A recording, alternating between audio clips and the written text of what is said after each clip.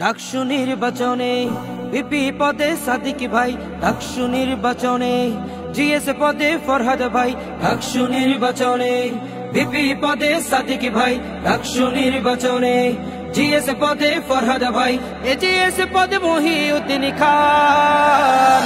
এই প্যানেলটি জয়ী হলে ভাই থাকবে সুলাইমান, শিবির প্যানেল জয়ী হলে ভাই থাকবে সুলাইমান, শিবির প্যানেল জয়ী হলে ভাই থাকবে সুলাইমান, শিবির প্যানেল জয়ী হলে ভাই থাকবে সুলাইমান। ভোট দিও ভাই মননে যাদের সততায় ভরা, বুকে আছে হিম্মত, সকল ছাত্র ছাত্রী রবে তাদের আমানত।